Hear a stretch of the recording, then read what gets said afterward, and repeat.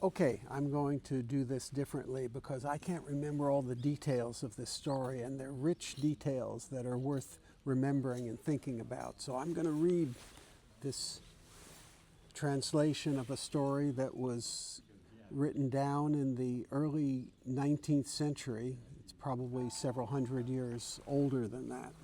And it takes place right near this temple, Temple 4 Dainichiji.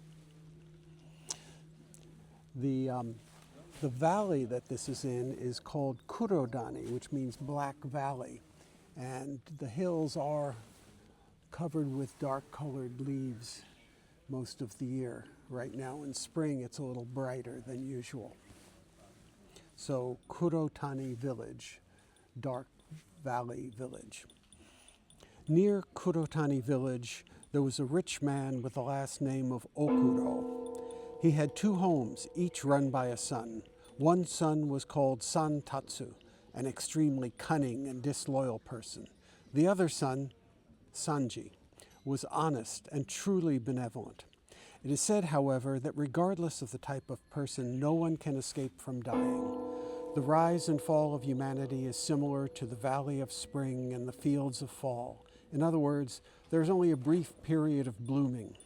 Heaven detests evil, and so the wicked Santatsu became weak and passed away. On the other hand, Sanji gradually prospered and became rich among the neighbors. But sadly, he passed away at the age of 39, and the only relative who could take over was his strong-spirited, smart wife, Haruno.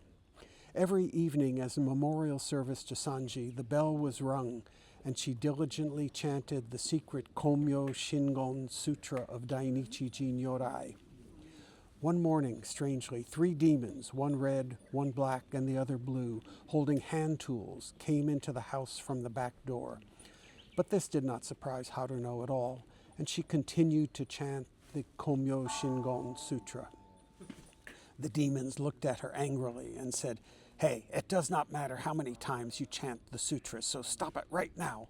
Sanji, the lord of this house, has just now fallen into the worst level of hell, but he has wished the following. He says, there are 3,000 gold coins stored in this house from a long time ago, so please give it to the ruler of hell as payment for my sins. Please help me."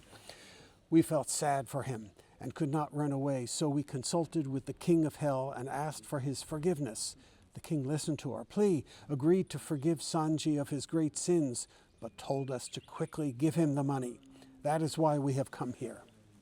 The demon said with authority to Haruno, "Hurry up and bring the money." Haruno replied, "Sanji, the lord of this home, is in front of the king of hell right now. If what you have said is true, then I will do what you demand." She prostrated herself before the demons and said, "Unfortunately, I do not know the complete details because I am the wife of the house. But when I talked with my husband, he said that his relatives from 3 generations ago secretly placed the 3,000 gold coins in the northwest corner of the storehouse. I'm not sure, though, so I would appreciate if someone would go there and bring the money here." The demons quickly went there to the storehouse, discovered the money, and placed the 3,000 gold coins in front of the widow. They inspected the money and said, "We have retrieved the money and intend to give it immediately to the king of hell. But since we first appeared, why have you not given us something?" Haruno was at a loss, and many thoughts came to mind. Fortunately, she remembered that she had just received from the house of Santatsu some rice cakes covered with bean jam, ohagi, and some leftover rice cake that had been offered at the Buddhist altar. She thought this food would be perfect and offered to them. The 3 demons took the tray and stuffed the cakes in their mouths. But after eating one mouthful, they convulsed, spat up blood, fell upside down into the garden, and could not stand up.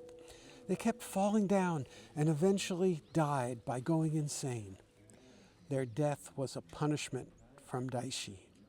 In fact, it was later discovered that these demons were the priests from the family temple. They had heard the story of the landlord Sanji and had plotted together to take the 3,000 gold coins. They dressed up like demons and had successfully obtained the money. but died when they ate the rice cakes as a punishment for their actions. What saved the widow from dying was the miracle of chanting the Komyo Shingon, which is the secret verse of Dainichi. The authorities investigated this incident and discovered that the rice cakes eaten by the demons had been received from the house of Santatsu as a food offering for the altar. The couple there had put poison in the rice bean cakes to kill Haruno and had intended to take all her money and possessions. Instead, the demons ate the rice cakes and died. This story became well known in the area, and the couple from the house of Santatsu was exiled. Haruno received many gifts, and with each generation the family prospered. The happy ending of this story is due to the actions of the faithful person and the consequences of bad actions to be feared.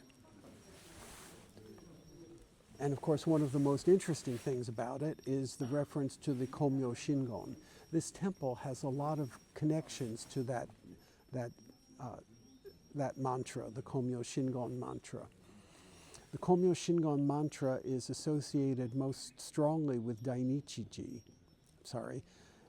The Komyo Shingon is associated most strongly with Dainichi Nyorai, but it's also associated sometimes with Miroku, the Buddha of great benevolence, the Buddha of the future, who will come billions of years from now to complete the salvation of sentient beings. Kobo Daishi is said to now be in eternal meditation at Koyasan, awaiting the return of Miroku, or Maitreya Bosatsu. In the old guidebooks to the pilgrimage, they don't mention the Hanya Shingyo, which is now the main and most dramatic part of the prayer ritual of the temples, but they do mention repeatedly the Komyo Shingon.